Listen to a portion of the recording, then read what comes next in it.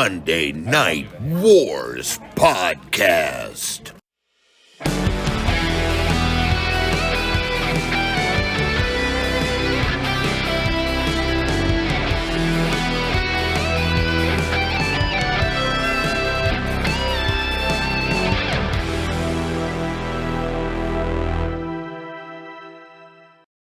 Hello and welcome to another episode of the Monday Night Wars. We got a really great show for you tonight at the Nashville Municipal Auditorium. May 26th. No, wait, this is the wrong day. No, May 26th, right? You right. Yes, I get my M months confused sometimes, and I was like, shit, did I take notes for the wrong month? It is not March, it is May. May 26, 1997, and we are live with WCW Nitro, and I think we get a whole 2 hours this week, don't we? Yep, goes right We're back, to that. baby. Well, because I think now would be, I'm assuming now is going to be around NBA Finals time. NBA Finals was on, I think, whatever the ABC affiliate was, or the NBC affiliate, one of those two. Not your TNT, so they don't have to worry about being preempted anymore. Yeah, well, but right now in real life, we're like just in the conference finals, right? Didn't the Knicks just go to the Eastern Conference Finals? That has a lot to do with how quickly teams get there, and then also on top of that, the changing in the way playoff seeding works, and like how many games in playoffs and all that stuff. Really, all these sports franchise, or not franchise, but companies, leagues, what they do is they go, how can we get more playoff games in so that way we can make even more money? And then players go, yes, you know this shit hurts, right? And they go, yeah, but who cares? I will tell you, it annoys me very, very much, greatly, that the World Series goes into November. It should be illegal. Yes, I agree. It is World Series baseball is October, and someone should be shot. But you gotta be careful with this. We're not talking about that, because they're gonna start calling you the next Luigi, whatever his name is. Oh, that's true. Yeah, that's true. So we gotta be careful. We gotta be careful. I've always thought of myself more as a Mario, but we're wasting time here. But WCW, they say we got no time to waste in this 2-hour format. Eric Bischoff and Hollywood Hogan, they just there. Yep. They're just immediately out. And they've got a lot of junk. I'm trying to swear less, Joseph. I've noticed I swear a lot on this podcast, and I feel like it's beneath me.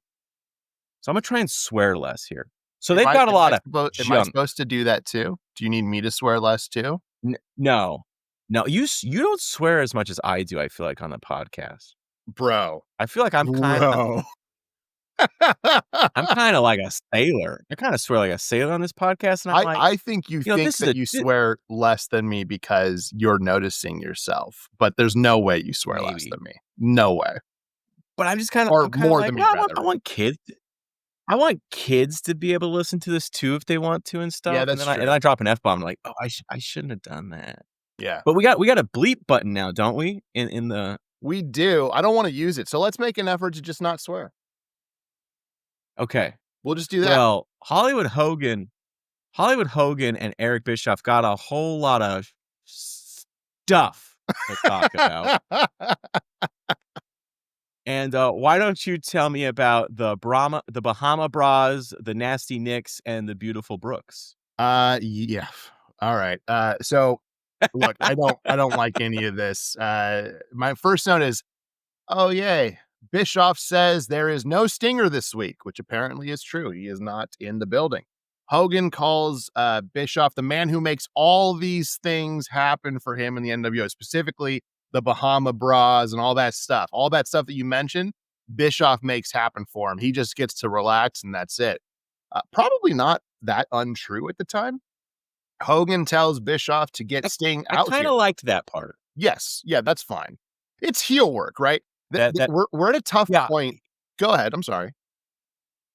I was just say he's just wasting, he's a bad guy. He's just wasting Ted Turner's money. I Yeah. kind of like that angle in the Bahamas shooting movies. I did think it was weird though, again, that he referred to his son as Nasty Nick and his daughter as Beautiful Brooke. I mean, I guess you can think your daughter's beautiful, but that family kind of Yes. creeps me out. Yes. So Beautiful Brooke kind of creeps me out. But go ahead. I'm sorry. I bet you it would not have if we had not had Hogan Knows Best. If that had never happened, Yes. we never would have felt that way. We'd be like, "Oh, he thinks his daughter's beautiful. That's fine." But then you watch Hogan Knows Best, and you're like, anyways,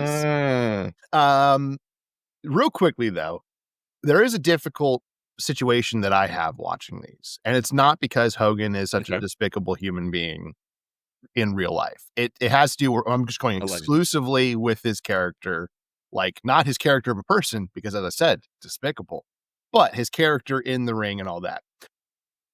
On the one hand, I need him to be a heel, right? Like you mentioned, the Mhm. Bahama Bras and all that stuff, really, really good. The problem is it's so copy and paste is really where it gets me, where I'm like, all right, Mhm. now I've seen all this stuff a number of times, Mhm. and again, we've mentioned this, no Yeah. comeuppance, all that stuff. So it makes it a little bit different for me, which is why I have trouble enjoying this. But Hogan tells Bischoff to get Sting out here so he can tear him apart.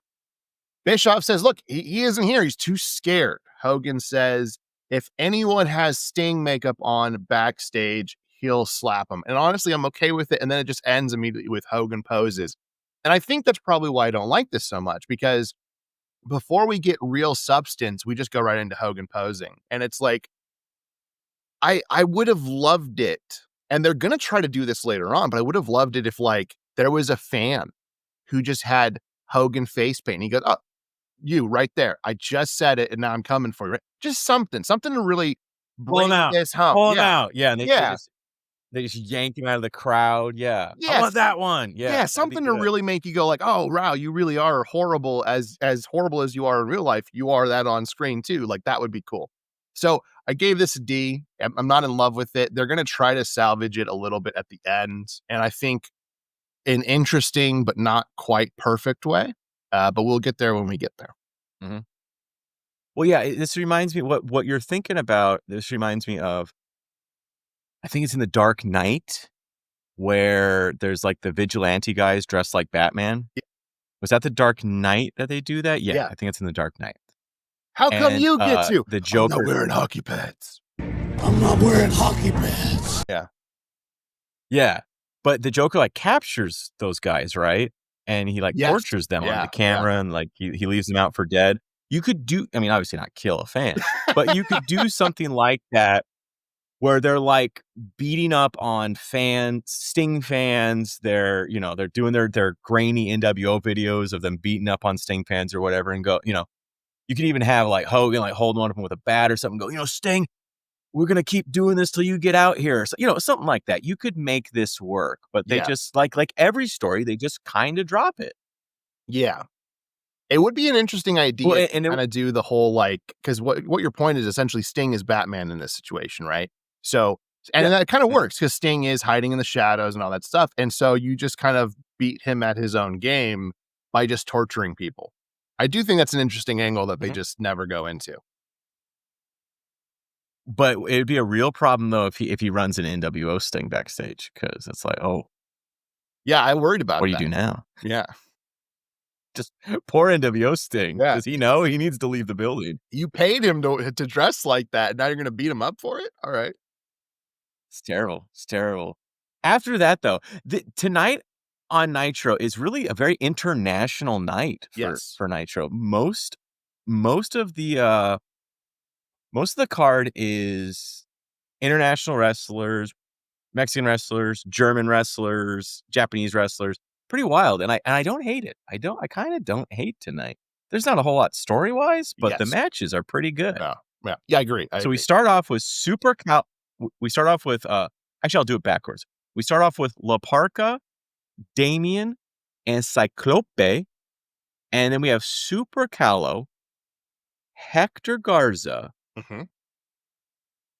and Juventud Guerrera.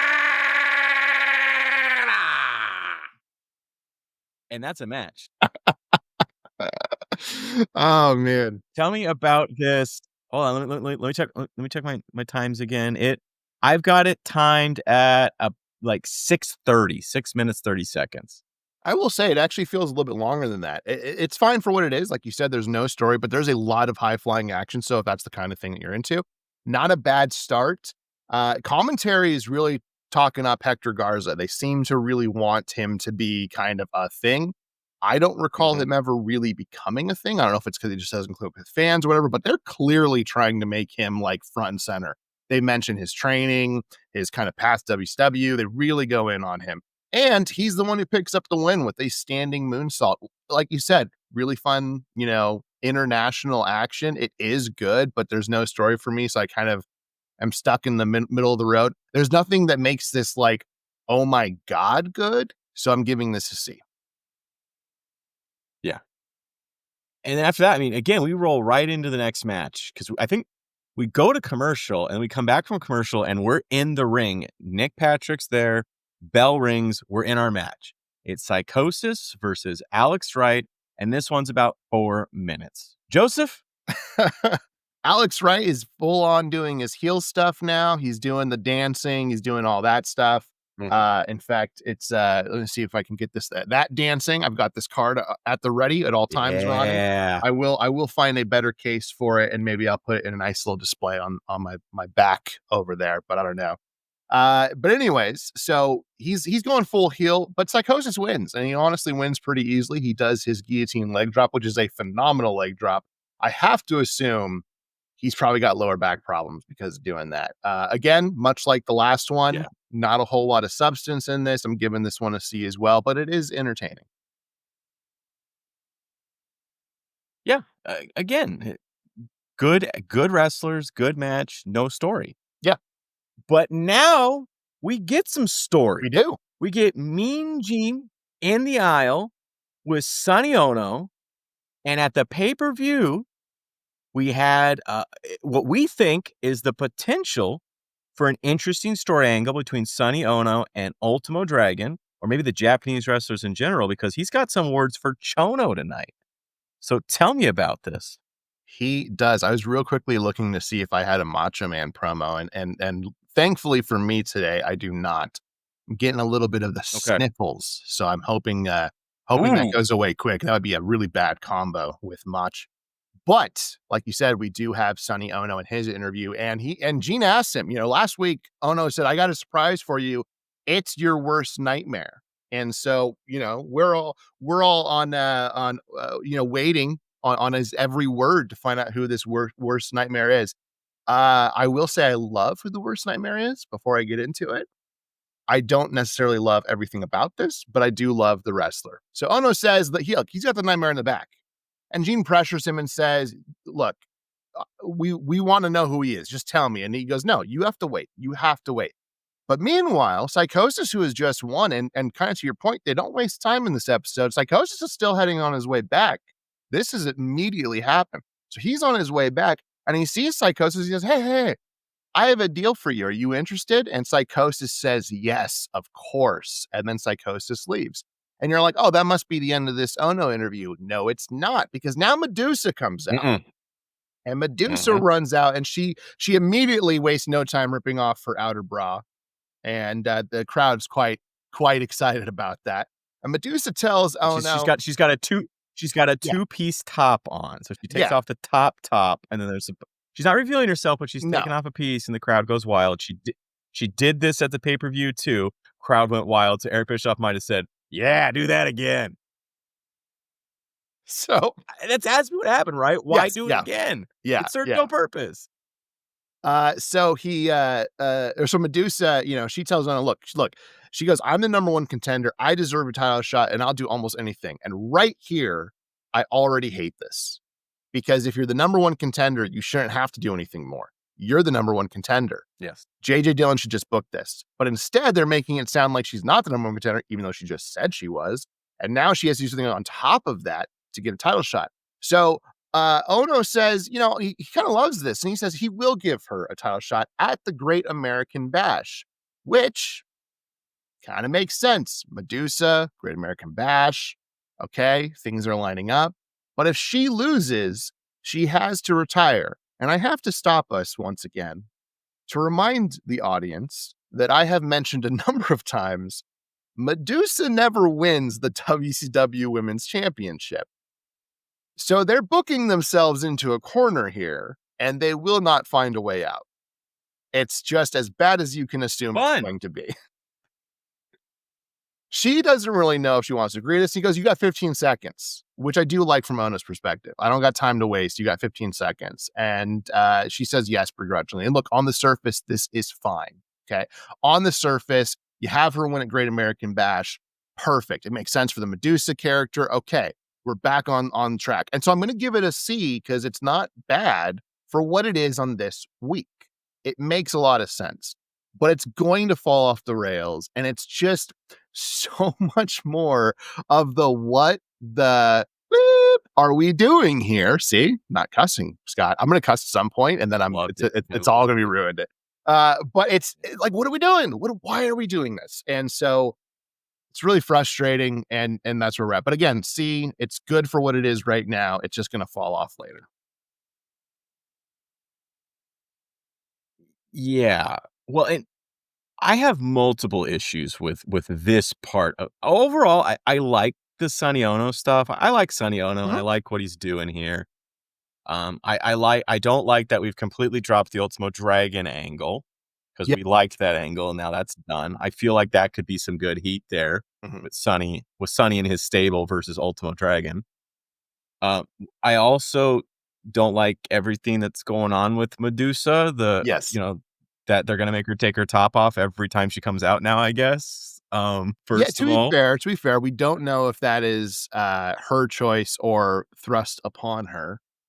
It's the 90s, so you'd Yeah. probably think the latter, but we don't know. That's all speculation. She might be doing it herself, Mhm. but I can't help but think even Right. if she's doing it voluntarily, it's because of how little they're using her, and she's trying so desperately to get over with the fans to Yes. get more time Mhm. when she's a fantastic wrestler, and she completely burned her bridge with the other major promotion to get Mhm. here, and then you do nothing with her. Yes. The other thing is, why does Sonny Ono apparently have control of the women's title? I mean, I get it. It's because a Japanese wrestler currently controls it, and he's like the liaison Yeah. for Japanese wrestlers. But my point being there is that was a story angle a while ago, Mhm. which we've kind of dropped, but it's still here. And I like that story angle. I like that that he's like the liaison for the Japanese wrestlers, but we don't really do anything with it. This is the first time it's even kind of been mentioned in weeks. It really is kind of like if the Months. storyline is not purely NWO, we're not going to spend any time on it. Yeah. Yeah. I don't hate the angle. It's just we do nothing with it. And then, oh, remembers, because this is WCW in a nutshell if it's not NWO. Oh, remember that angle 6 months ago? It's back now. Yes. And And that's apparently what we're doing. there's two people to blame on that, right? Number one, you have to blame Eric Bischoff. We've said it a million times, Eric Bischoff's net positive. We're not talking shit about him. Oh, there it is. I did it. We're not talking poopy about him.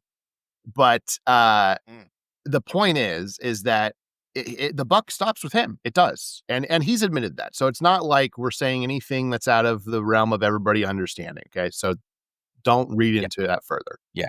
The other person is, and it's just a reality, Kevin Sullivan just was not a good booker. I'm sorry. Everything that I have seen in the 2 years that we've been doing this, we're almost at 2 years. I mean, we're very close. Yeah. Has shown me that Kevin Sullivan has no idea what he's doing on as head booker, because how these things routinely, to your point, we start an angle, we drop it randomly 6 months down the line. You remember that angle we were talking about forever ago? Now we're bringing it back. How does that keep happening? Why is there no continuity? Why is there no consistency? It's a bad pairing. Bischoff has said a number of times that he would argue with his booking committee, Sullivan, and a number of other people. Where's the storyline going? And I'd love to believe that, but also you look at the NWO and you go, where's the storyline going? And that was your baby. Yeah. So it's just there again, speculation. There is pandemonium going on backstage when it comes to the booking. And it's just frustrating because you look at it and you just go, there is no consistency. And to your point, we've had this storyline that is a really good idea that does not get executed correctly. We've had the Dungeon of Doom storyline that should have died forever ago, and we're gonna talk about it again tonight. We've had Hacksaw had a really interesting storyline that fell. We have now Steven Regal. He has a really interesting storyline that I don't really think goes anywhere. In the defense of that one, he did have some personal demons at the time, so there is possibility that derailed it. But you've got a number of things where it's like there are storylines to go for outside of the NWO that we just don't seem to really give the time and effort on. And number one case in point, you have a women's division that you're not using. It's with Medusa. I have a pure speculation theory as to why that's happening, but I actually can't mention it because we'd probably get sued because there's something there's something in her book that she alleges, and it's very clear who she's referring to if you take any time to think about it. And that person has threatened her with a lawsuit a number of times if she ever says anything. So there you go. And I think that plays into it because that person who was quite influential in WWF is also quite influential now in WCW. So kind of is what it is.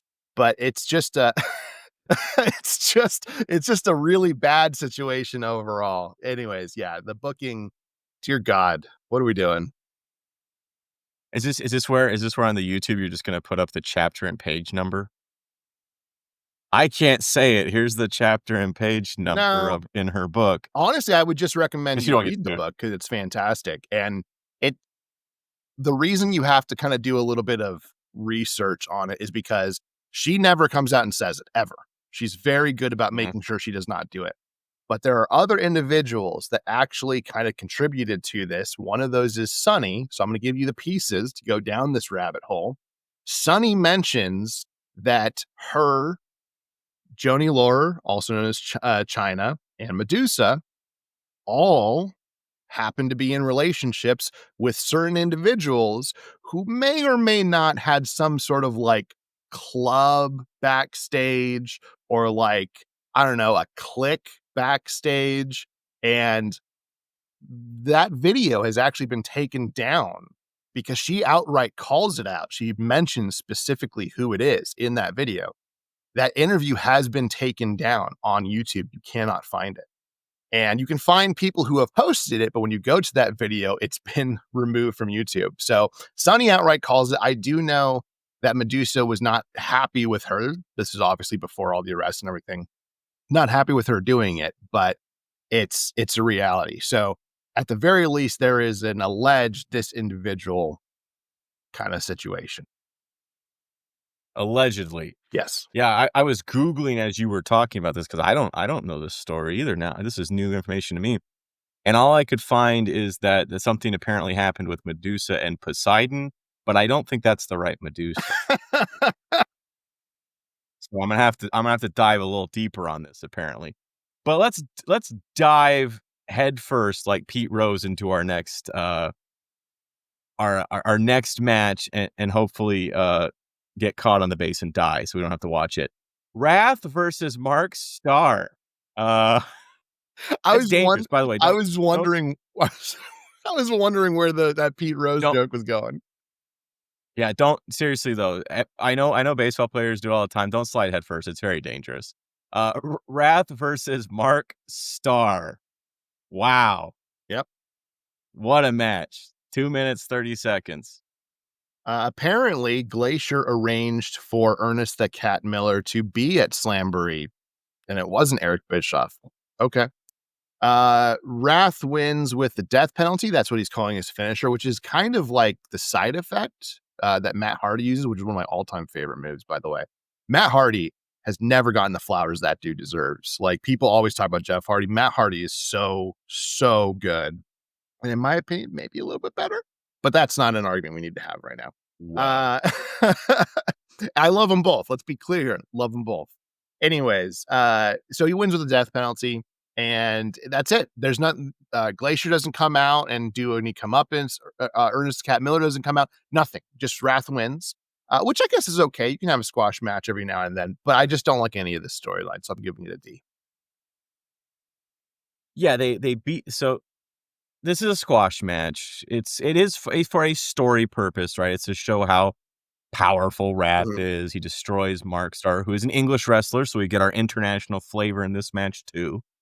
And then after they all beat on Star after the match, and Vandenberg, their handler, their manager, their valet, is like calling Glacier out, like, mhm, come on out, come mhm. on out. So that's the angle here, Right. because obviously Wrath and Mortis have this fight with Glacier, and now Ernest the Cat Miller sent Slamboree, Mhm. and that's where this is going, because this terrible angle. This is the one angle that I wish they'd drop, and they don't. Well, that and Dungeon of Doom. I don't get it. That's true. Yeah. I c Like, they all kind of blur together in my mind, because I'm kinda like, how are Mortis and Wrath not in the Dungeon of Doom, Yeah, since they that's seem fair. like Dungeon of Doom characters, you know? It's like, whatever. After that, we just keep rolling. We got Conan, and this is big. This is big. We got Conan versus Viano 4, homie. I love it. I love the Vianos. I wish they would use all of them. I want all of them, but they don't. They do Well, use a couple, though. yeah, they do use quite a few. Viano 4 is the one he just passed away, Yeah, but right? may he rest in peace, man. Yeah, I didn't even absolutely. know. Why don't you fact check me on that Oh, in case I'm wrong while I talk about Conan versus Viano 4. So Hugh 3 Morris, minutes. nice 3 minutes. Hugh Morris says, he's doing a little picture in picture. He says, "Not so funny picking on the laughing man." And honestly, I was fine with that. It makes sense. Hugh Morris got beat up by Conan at the end of their match at Slam Boring. And there, we have a dissension now. Dungeon of Doom may not actually continue for much longer, hopefully. And eventually Morris does try to actually interfere in this match, which makes sense. He wants to get Conan back, but WCW officials actually drag him away. So there's no disqualification because he never makes contact with anybody. He's out there. WCW officials get rid of him. Conan lucks in the Tequila Sunrise and he picks up the win. And right after, Gene interviews Conan, and he says that apparently Kevin Sullivan, is on a hiatus.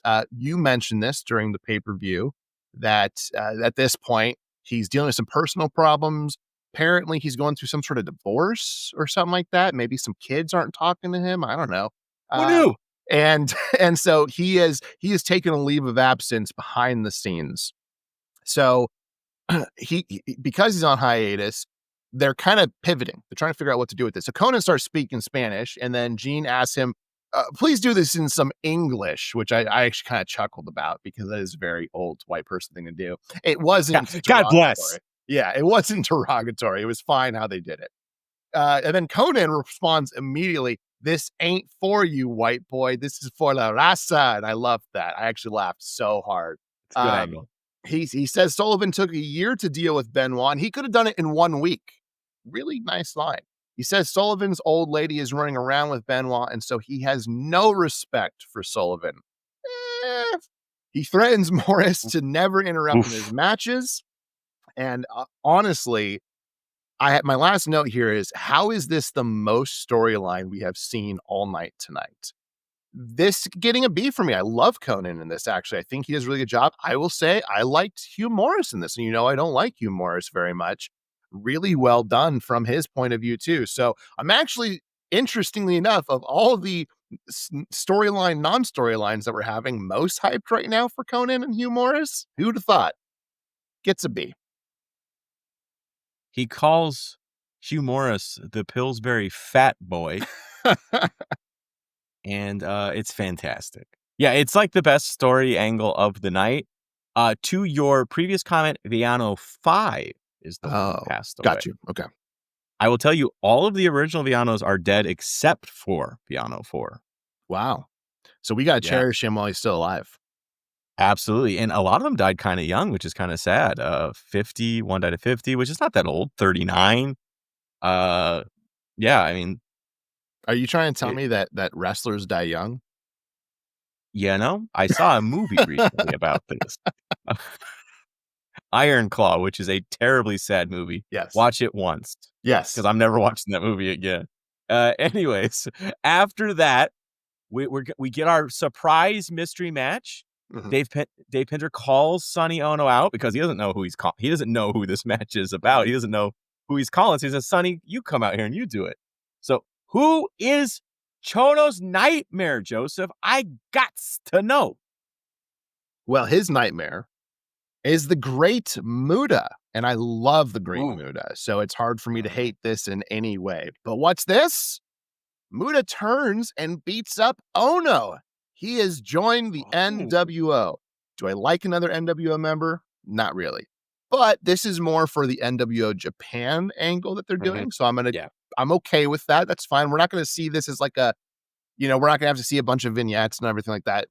We have our NWO. They kind of have their NWO. Chono and Muta are going to be the big guys in it. Scott Norton will do a lot of time over there as well.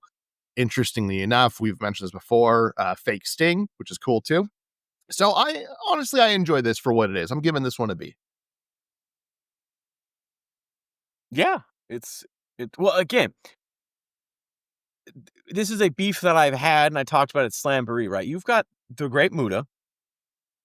I'm not a big Japanese wrestling guy. So if I know a Japanese wrestler, yeah, he's a big deal. Yes. I know both these guys. So this is like, to me, this feels like this is like Japanese pay-per-view main event kind of match that WCW's they flew these guys out here, presumably at great cost. Yeah. To put these guys on the end of hour 1 on Monday Night Nitro.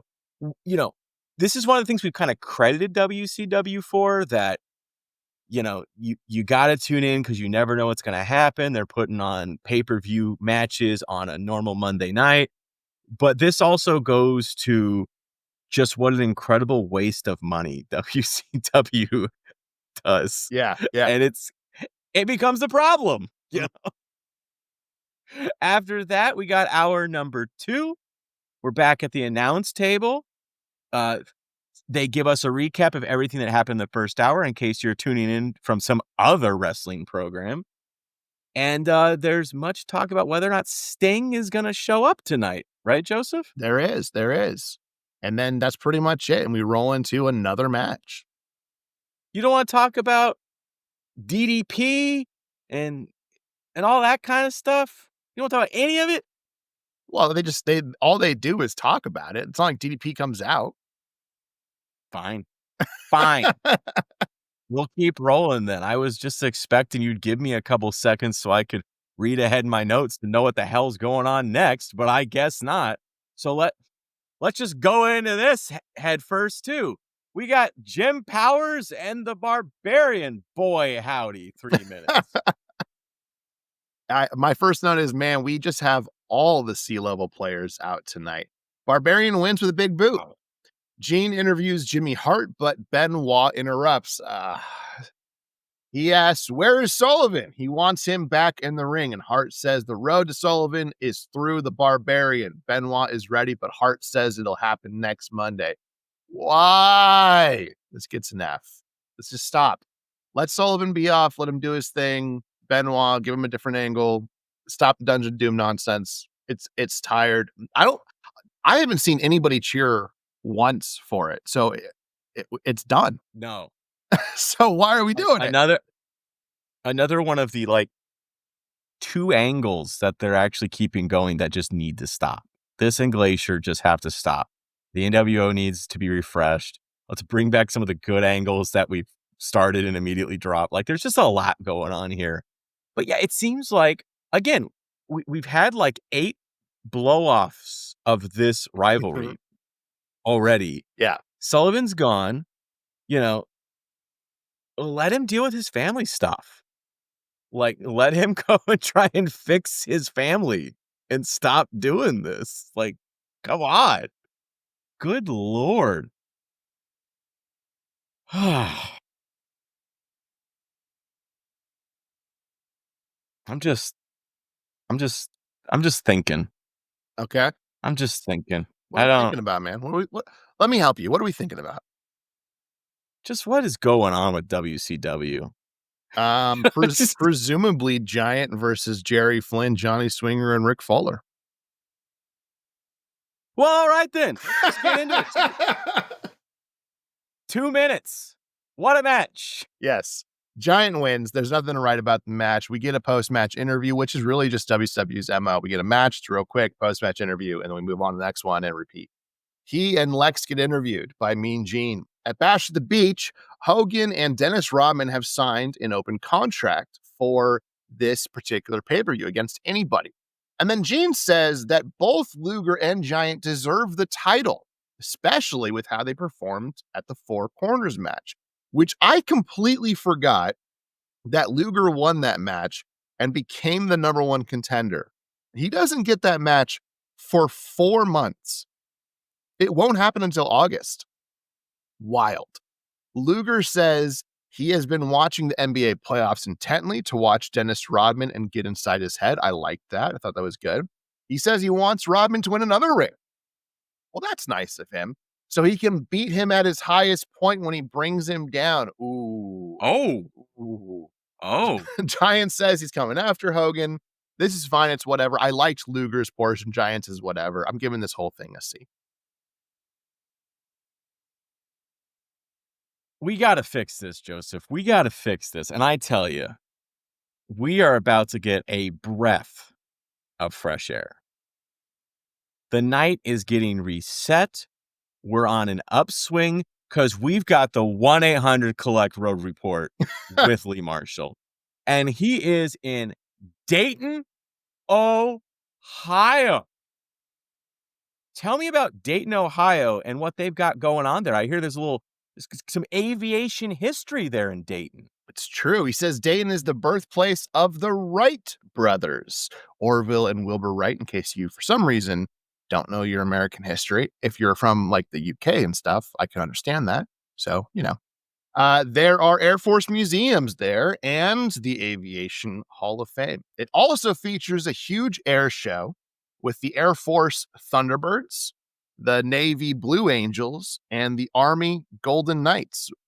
But Air Force officials want us to know that because of the public outcry, the stunt team of Crash and Burn Bobby and his wing walking weasels will not be appearing this year. That gets an A+. It's fantastic. I will say, too, there's some kind of fun American rivalry over the Wright brothers. So as Joseph correctly noted, the Wright brothers were born in Dayton, Ohio. Uh-huh. But the first flight, they're famous for the first airplane, the first flight that occurred at Kitty Hawk, North Carolina. Both states claimed them, and it's a bit of a sore spot for both of them, to the point when we had those in the early 2000s they did this new thing with our quarters. It's our I remember 25-cent piece. Yeah, I'm sure even Europeans know what a quarter, US quarter is. It's our 25-cent denomination, for currency, a coin. And we did these 50 state quarters in every state it has Washington's face on the front, like all of our quarters do. But on the back, it had something unique about your state.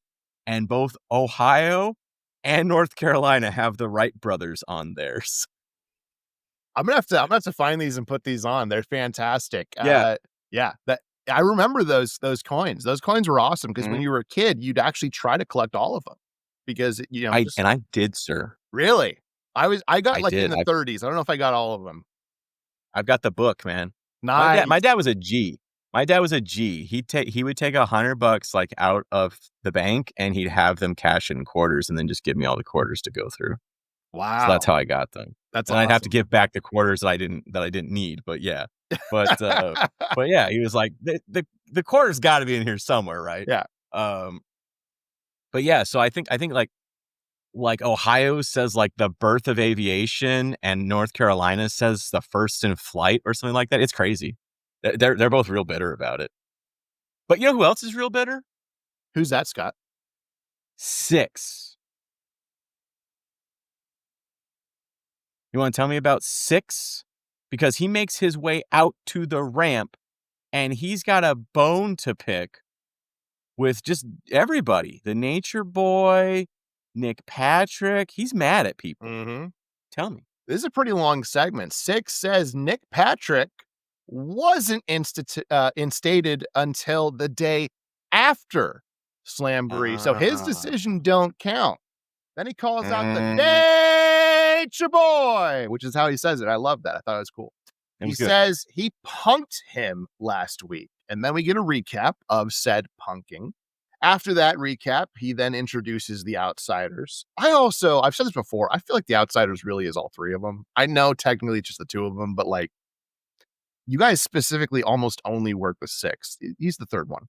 Paul says Flair is a dirtbag, that he got a reality check from the Black and White Express. Nash says Piper keeps saying he put Nash and Hogan to sleep, which is true. He says the only way you could do that is if you tied us up to a couple of recliners and made us watch your next movie. Sick burn from Nash. Oh! Nash says they will put the belts on the line. They want Flair and Piper. Nash says if memory serves him correctly, Piper told his kid he would retire. If he isn't a man of his word, then the Outsiders will retire him themselves. This is the best we have seen from the NWO and specifically the Outsiders in a while. The story is clear. The jabs are crisp. All 3 Outsiders shine. I loved this. I'm giving this an A. This is fantastic work from the 3 of them. Piper makes some good movies, though. Yeah, he does. After that, we got Steve Mongo McMichael, boy howdy, and Jeff Jarrett. Again, I don't get this angle because I thought they don't like each other. Versus the Harlem Heat for 10 friggin' minutes. Tell me. We do, and surprisingly, I kind of dig this one. Kevin Green joins on commentary. At some point, Mongo realizes Kevin Green is way over at commentary. Now, if you remember, commentary in WCW is way off by the stage. It is not next to the ring like it is in WWF. So he realizes he's over there, and he decides to go and charge him. The 2 men fight, and they get separated by security as they both get sent to the back. The ref doesn't see any of this. There's no disqualification. But now it's Harlem Heat versus Jeff Jarrett by themselves, and they take advantage of that for the win. Jarrett and Deborah then spend the end of this arguing as we head to commercial, and it looks like maybe Jarrett's a little tired of this nonsense. Honestly, I kind of liked all this. I'm giving this one a B. Let's end this. Yes, I'm all for it. Let's be done. But that was our main event. What do you think of it as our main event, though? So it's weird, right? Because I remember taking notes on this and going, oh, we got plenty of time. There's no way this is the main event. And then it is. But as you said, we've got plenty of time. So what could possibly fill this up? Oh, Hulk Hogan's going to come out and talk. He can fill up 40 minutes. It's not 40 minutes, but he's just going to ramble. Tell me about this. Hogan, as you said, comes out with Bischoff, and he says the belt is on the line, and he tells Sting to come out and take the beating he deserves. The crowd cheers, and Bischoff says he hates to disappoint, but unfortunately there will be no Sting, because if he was here, they would make him worship the ground you spit on. Hogan starts comparing he and Sting when we see a bat come through the ring, just like we did last week. The crowd goes into a frenzy. It's a man in a Sting mask and a wig. It's important to note here, not the same as when we have fake Sting. This is a man in a Sting mask and a wig, not how fake Sting has the face paint and the longer hair. Bischoff makes him get on his knees, this fake Sting, this fake Sting. He makes him get on his knees and forces him to admit he wishes he was half the man Hogan was. They force this fake Sting to worship Hogan when real Sting descends from the rafters and Scorpion death drops fake Sting. Hogan drops over the imposter. He falls over him, which is hilarious, and he falls out of the ring. Sting then Scorpion death drops the imposter, and NWO comes out. They surround the ring. Now, so far, this is all really good. They take so long to attack Sting. So what's supposed to happen is Sting is supposed to get his harness back on and then just go back up the minute they go for him. But they have to Yes. wait for that to happen so it doesn't, like, he doesn't fall, because that would be horrible if that ever happened in the history of wrestling. They don't want that Yeah. to happen. So they're making sure he's got his time to do it. And he's sitting there fumbling with it. And the camera for a minute focuses on Hogan, which I think was a really good call. So that way it's like you can't really see him doing this if you're at home. The crowd obviously can, but the camera can't. And then for some inexplicable reason, the camera pulls out and we see him fumbling with this thing forever.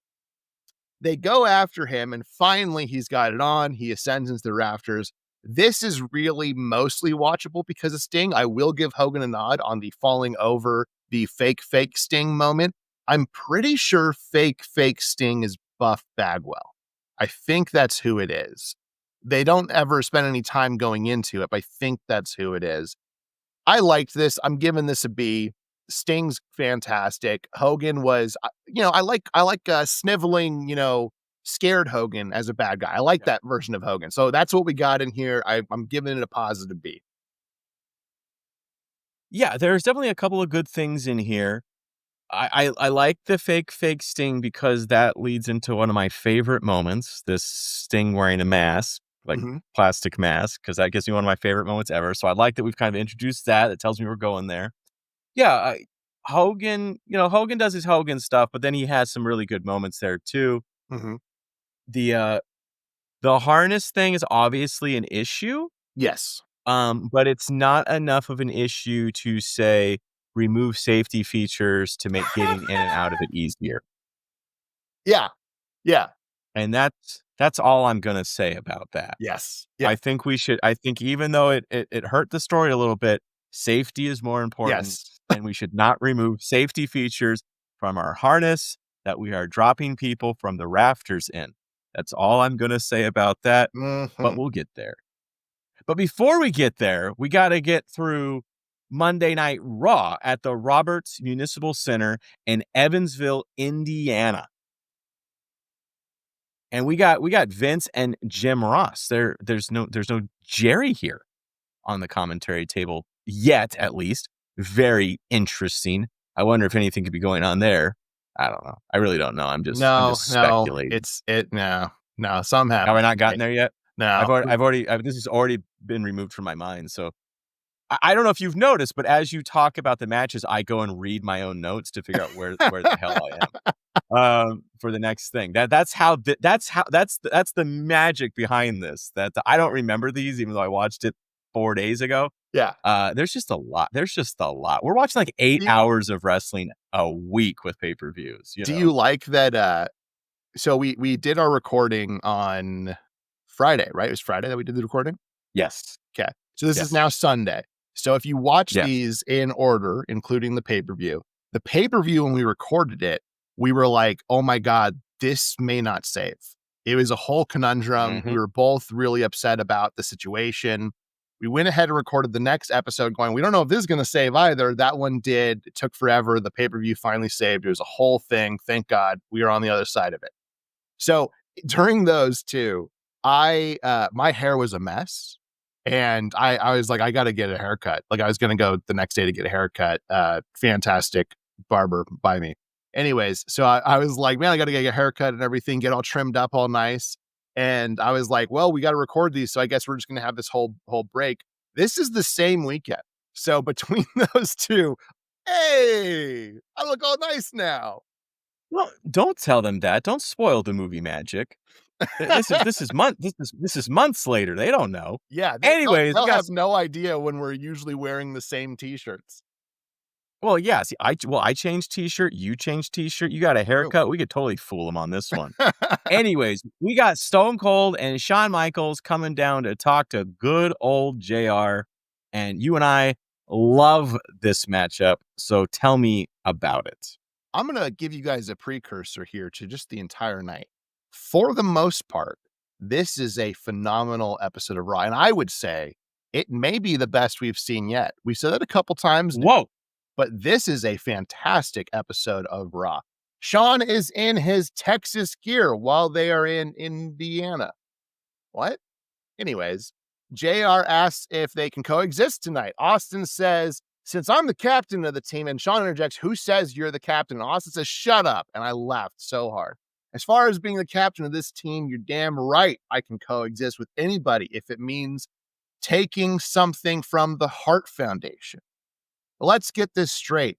I don't like your sorry ass. And then HBK says, I got news for you, pal. Nobody likes me. Great line from HBK. But tonight, the two meanest SOBs in the World Wrestling Federation, you and me, are going to kick some ass. Legion of Doom comes down to the ring. They get in Austin and Sean's faces, and we're like, oh, is this going to be a throwdown? We have no idea. But it turns out they're talking about whether or not they can have the title shot after HBK and Austin win the titles because they are so sure they're going to do it. And HBK says, you know what? You guys want first dibs? You got it. And they leave. Now, meanwhile, none of this was said on mic. This is all onboard mic stuff picked up. So that was really cool. Gave you kind of a realism feel. I know you love that. That's your favorite. Love it. This does take us right into our next segment, but they are kind of two separate things. So for this, I'm going to give it an A+. I thoroughly enjoyed it. It's wildly entertaining to start us off. Well, just you've already segued. Segue. Give us the next segment. Okay, this we get Legion of Doom versus Brian Pillman and Jim the Anvil Neidhart, because Legion of Doom has been feuding kind of off and on with the new Hart Foundation. This is a very, very fun contest that sees Pillman really pull out all the stops as a heel. I want to stop real quick because a number of times you'll see in interviews, documentaries, all this stuff where they say, after the accident, Brian Pillman really didn't have it, blah, blah, blah. I disagree with that completely. Brian Pillman could not be Flying Brian anymore. That is indisputable. But he's still so good. And I really wish that they had let him, because, unfortunately, he's not much longer for this world. I really wish they had let him have his time to get healthy and deal with the injuries and all that stuff, because from an in-ring storytelling standpoint, he's fantastic, including doing some of my favorite heel stuffs, like groveling. Anytime a heel grovels against their opponent, it makes me just super happy. Like, it's such good work.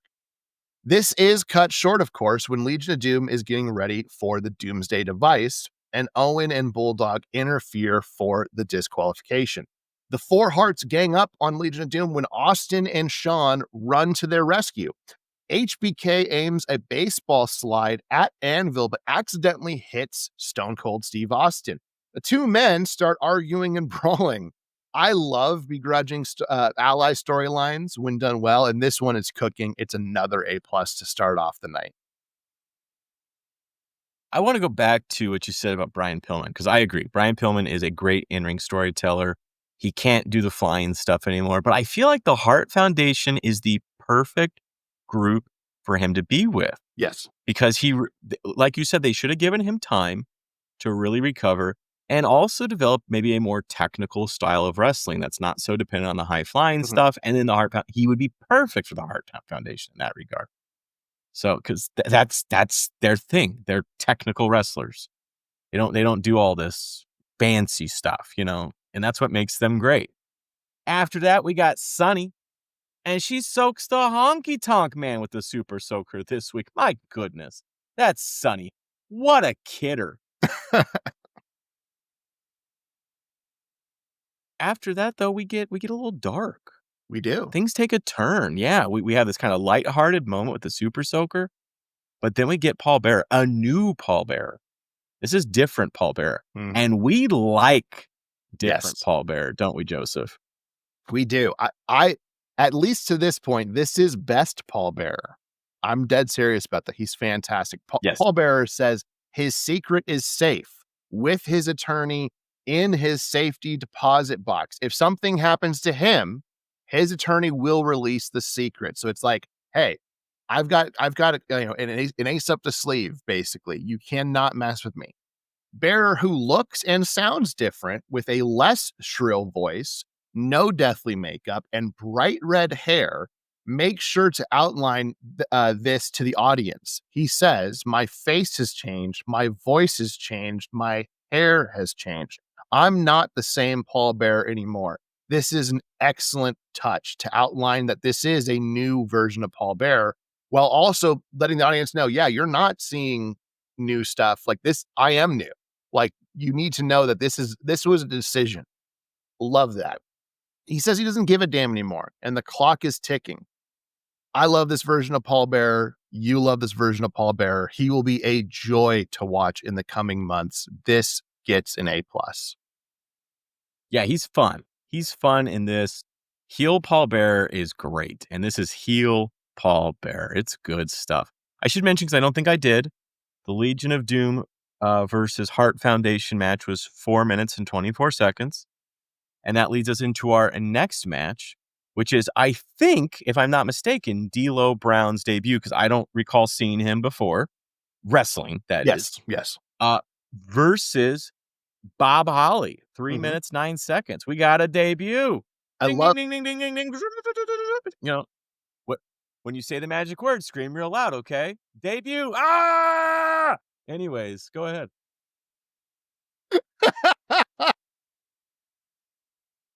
I'm gonna implement that now. Yeah. I'm gonna have to find a Pee Wee Herman clip every time. This is like, my first note is actually, this is D'Lo's Raw in-ring debut. We have seen him to this point as just a hired goon, basically. Now he's actually getting a wrestling match. He seems to actually be a part of the Nation of Domination, which, again, we're heading to Nation 2.0, which is right before Nation Prime, but we haven't got there yet. Farouk then is on commentary, and he plays the race card, as Vin Man calls it, and I'm sick of having to say that, but we're going to have to keep saying it for the next few weeks. This is like when you watch Black Panther and you listen to Michael B. Jordan's monologues, and you're like, dude's kind of got a point. That's what Farouk is on commentary. Whoa. D'Lo wins with a sit-out powerbomb.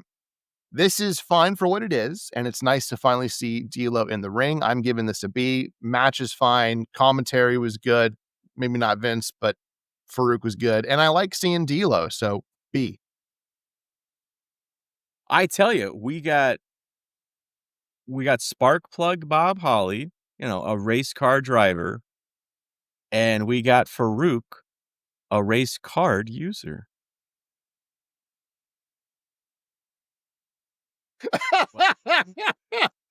Did I say something?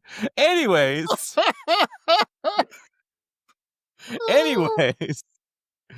I'm sorry. I apologize for the technical difficulties there, because we get some technical difficulties on our next segment. We do. We get the Undertaker.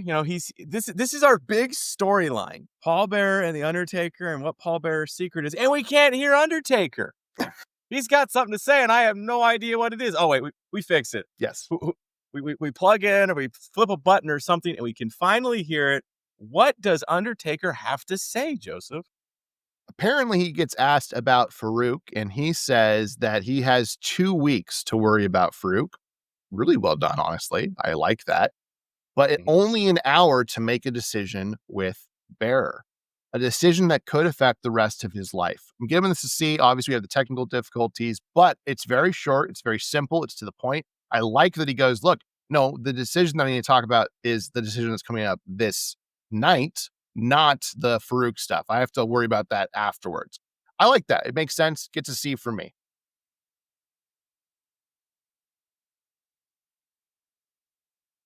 I don't know how to segue into this. Nope. This is why my memory has been refreshed. Yes. As to why we haven't had Jerry on the commentary table. It's because up next we get a very infamous incident. This is another not famous, infamous incident. It's a Jerry Lawler interview with Goldust, about Goldust and Marlena. And so some words are used. Do you want me to say the word, or do you want to say the word? Well, we're not. I know these things make you uncomfortable. Well, no, I feel like you kind of got it. You got to at least tell people what they say. I've got the whole thing written down. I'm not going to say the word, but I will let you know what the word is. You've got this figured out. Yeah. Okay, I'll let you go. So this is setting up for a Jerry the King Lawler versus Goldust King of the Ring first round match. That's the point of this. Jerry is having a little interview and he says Goldust is having an identity crisis. First, he was Dustin Rhodes, then he was Goldust, and now he wants to be king of the ring. To this point, promo's fine. Nothing wrong with it. He calls out Dustin for being out there with tears running down his face, wondering why his old man, old Dust, don't love him anymore. Still fine. He says, he knows Dusty, and this is where we fall off the rails.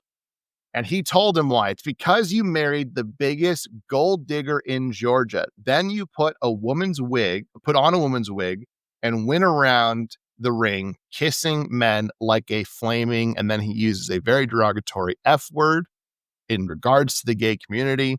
There's no other way to say it. That's what it is. If you are, we have some British listeners. Cigarette. Yep. So in your country, it would be the abridged version of a word you use for a pack of cigarettes. Yes. How about that? And for our American listeners, you can Google that and find out what it is.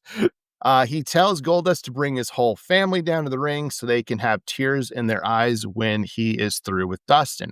He calls Dustin's daughter a brat and that he shouldn't have named her Dakota. He should have named her Target because he heard that everyone in Atlanta had a shot at it. Ha, ha, ha. He's trying to insult Terry, but he actually makes it sound like a very sexualized comment about Dustin's daughter, who's at most 3. I cannot say this enough about Jerry, and we've decided not to cuss on this episode as much as possible. F you, Jerry Lawler. Goldust immediately attacks Jerry in the ring. I've said this many times before. As much as a horrible human that Jerry is outside of the ring, he is very good in the ring. And we see that in this match. They have a very good match. But then Jerry eventually wins with a roll up and his legs on the ropes, which is good heel work. But this is wild that this was the way they decided to go with this booking. How do you let him be the victor after everything he just said? It makes no sense. Goldust attacks him immediately after, and he knocks him down the ramp, and he rolls the whole way over the ring to Marlena, who steps on and over him. This is a fun spot, but I have to give this an F for the horrible comments earlier. I do not give a crap that this was 1997. They were completely uncalled for. F. Well, and again, I think what makes it even worse is I feel like there's a kernel of truth in it. Not that Marlena is a whore, because that's what's being alleged, or that Goldust, Dustin Rhodes is a derogatory word for a homosexual person. But that Dusty had issues with all of this, right? Yes. He did think Marlena was a gold digger, which is what kind of drove them apart. He does have a problem with the gimmick. Yes. These are all things that are true. And like, this is a really tough place for Dustin and Marlena and Dusty. And to do this, to score cheap points against WCW, which is really what this is about, right? This is to get at WCW, is horrible.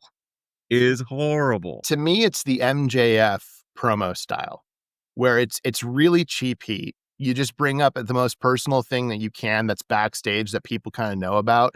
And then people go, oh, and then we go, wow, what a great promo. No, he's not a great promo. He's just unimaginative. That's what it is. He doesn't know how to make it work within the realms of a storyline. So he brings up real life stuff to try to make that a promo. That doesn't make you a good promo guy. It doesn't. And when you've seen it over and over and over, it becomes boring.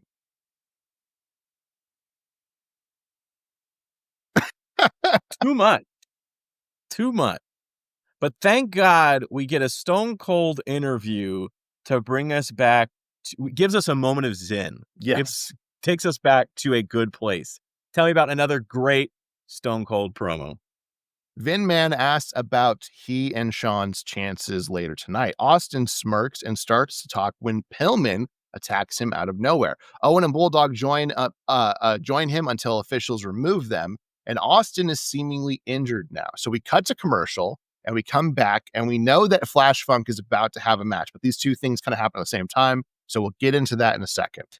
While he's about to have this match, we cut backstage again, and Austin is trying to find Sean.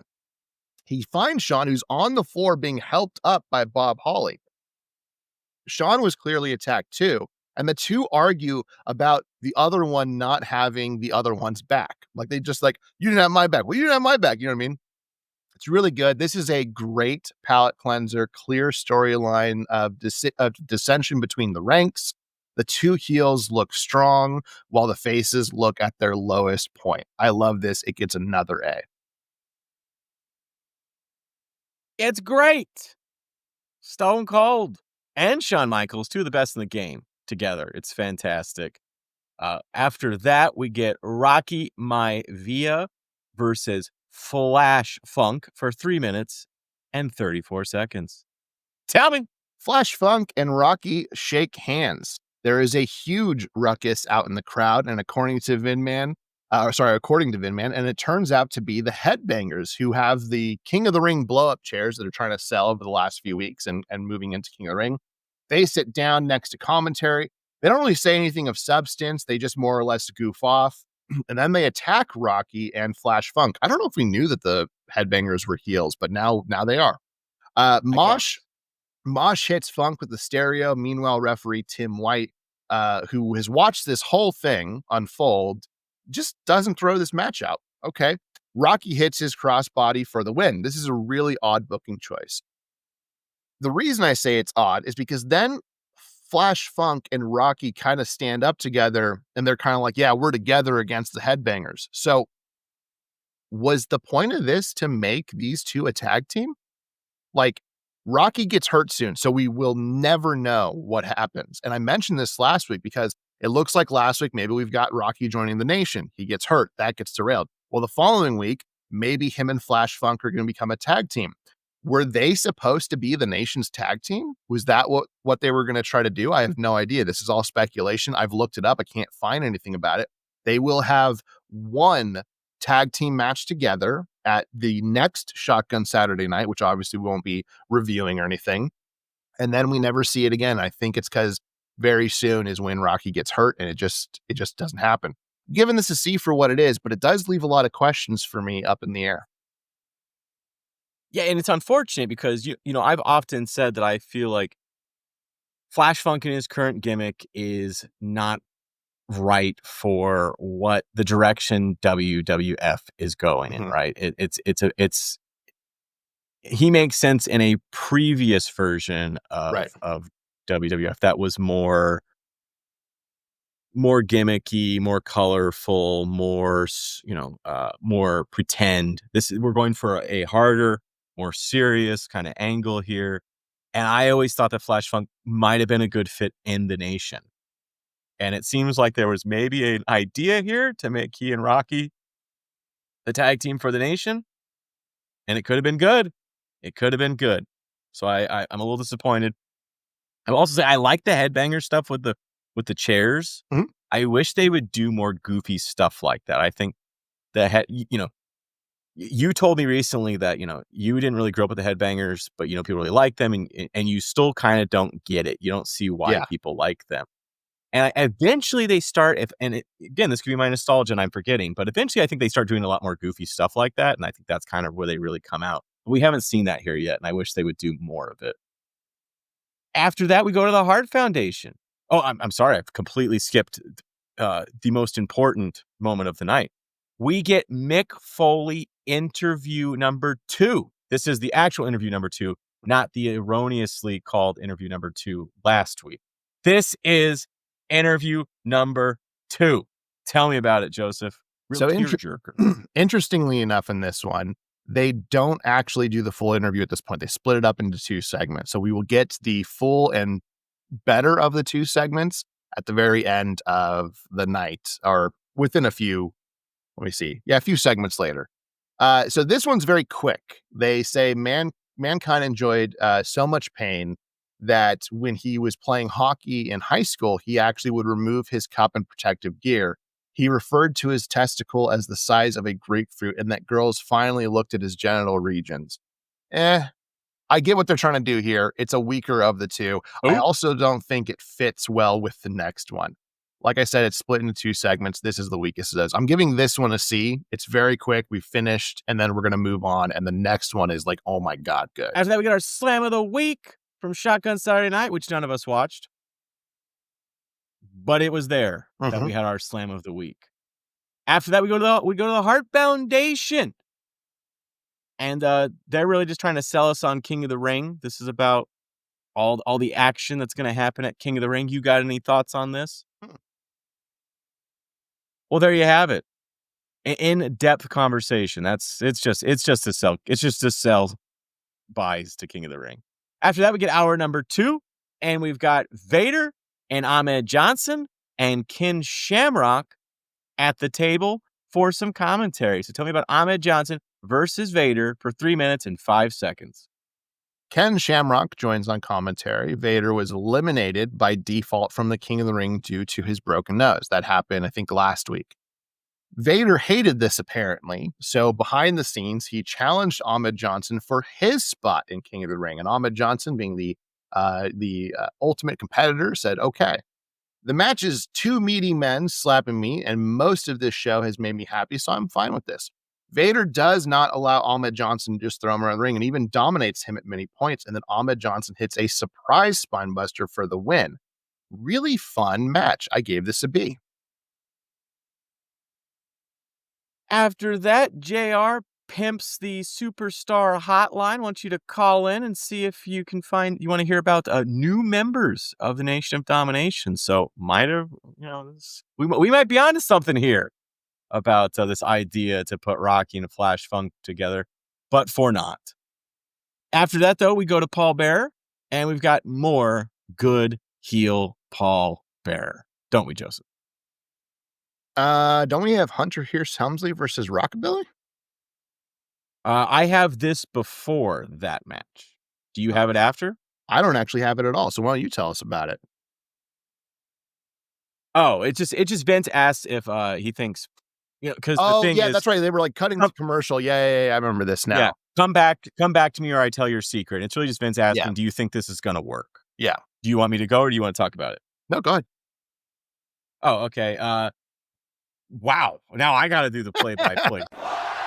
All right. Why you cussing, man? We're not doing that anymore. Because you're throwing me off my game, man.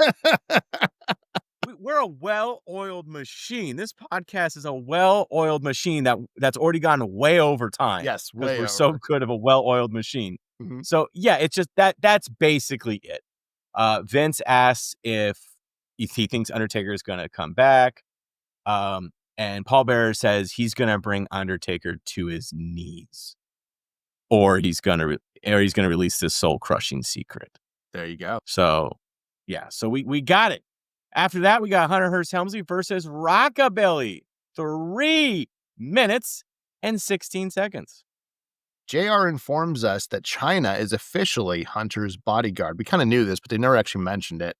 And he also says that she benches 320 pounds and deadlifts over 400 pounds. I only bench 250 right now, so that is impressive, incredibly impressive, because that 250 is not easy for me.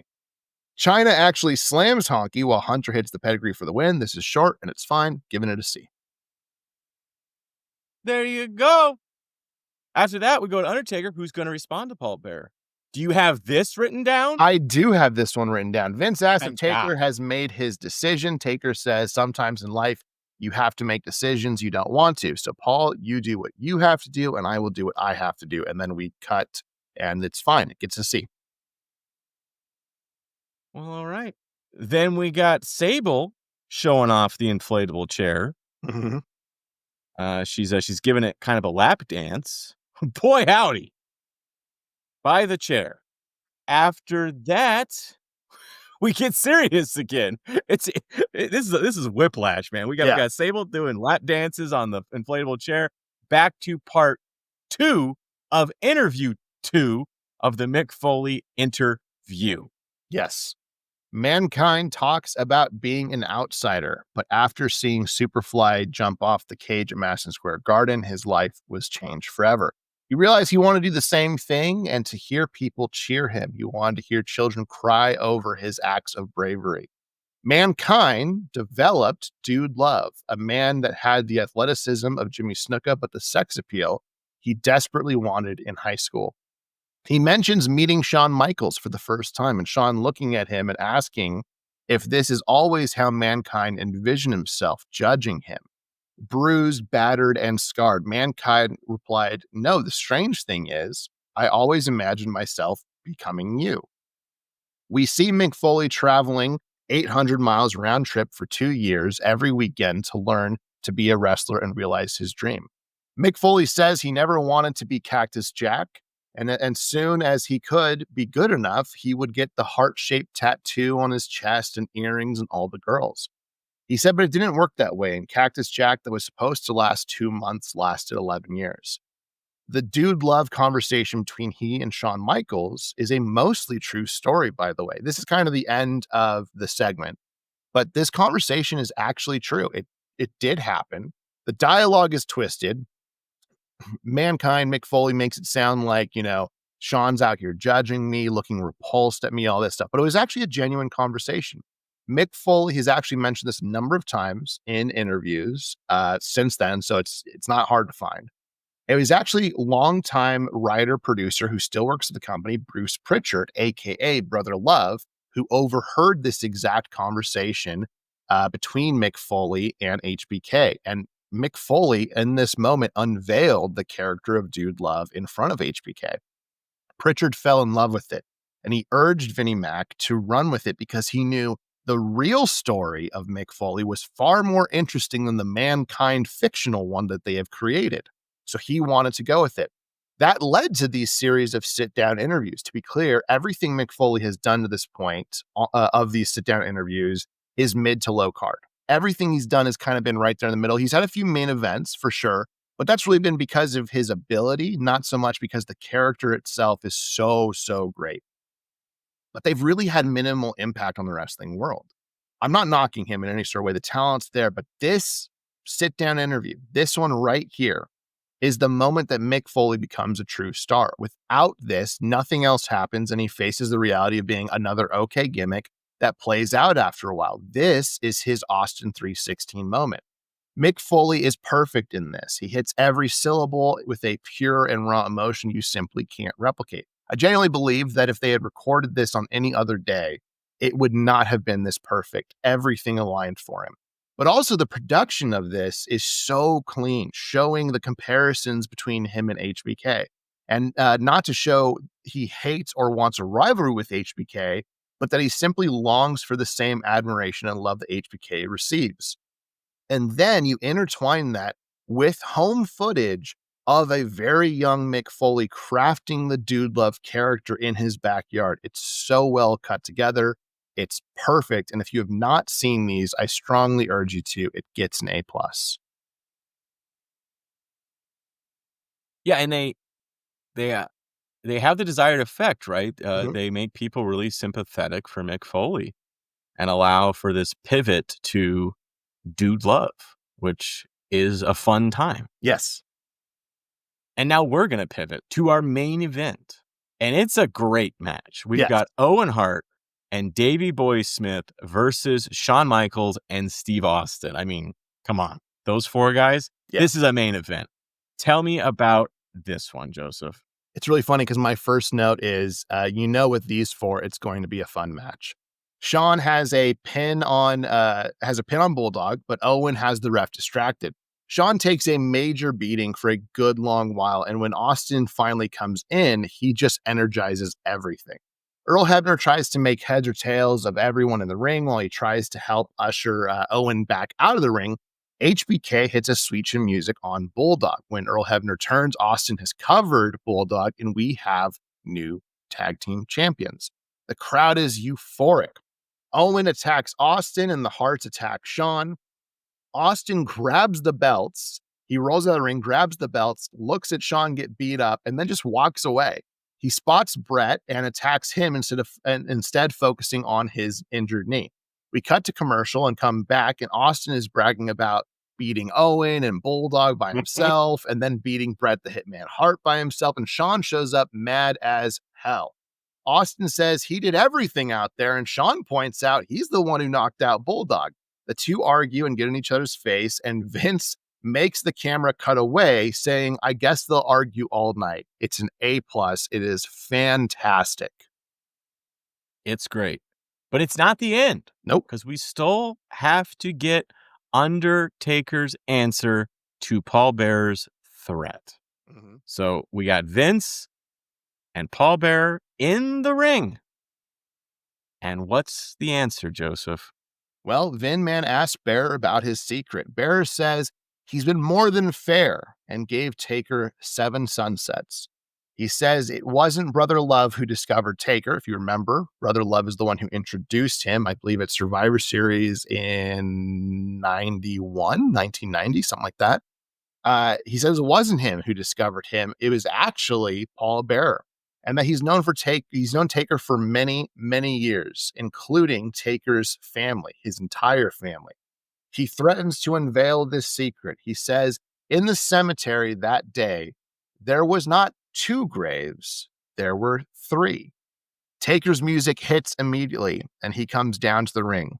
Taker says he hates Paul with all that he is and despises Bearer for forcing him to do what he has to do. He says Paul cannot reveal his secret because he won't be able to. He hopes that those who love him can forgive him for what he must do tonight. He then chokes Paul Bearer, and slowly he stops and goes down and bows to Paul Bearer as we fade to black. It's an A+. Whoa! And Undertaker's debut, you were right, 1990 Survivor Series. Yeah, it's fantastic. This is a great. I actually thought WCW was pretty good tonight. Yeah. Not a ton on the stories, but there was some story stuff. But most of the matches were fantastic. But I still think WWF was better.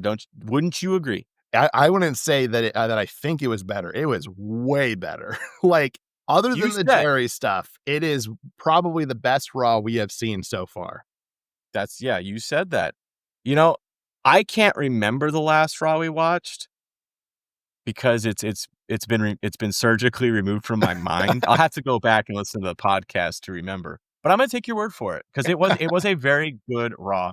Minus that very infamous scene. People talk about it. It's a thing. I'm sure you can watch it on the YouTube if you want to see how infamous it is. It's really just kind of cringeworthy. Yeah. Maybe it was good heat in 1997, but it does not hold up well today. WWF wins. It's another win for WWF, even though everyone disagrees with us because they're all watching Nitro. But we're right. You're wrong. Thanks for listening, everybody. Oh, and like, comment, subscribe, because apparently every time we say that, we get like 100 more viewers. So we have to say it, even though we don't really like to. One last thing before we go. Oh, Scott and I are both diehard Dodger fans, and they recently released 2 longtime veterans, Austin Barnes and Chris Taylor. Thanks for your guys' service. We love you. Bye, guys.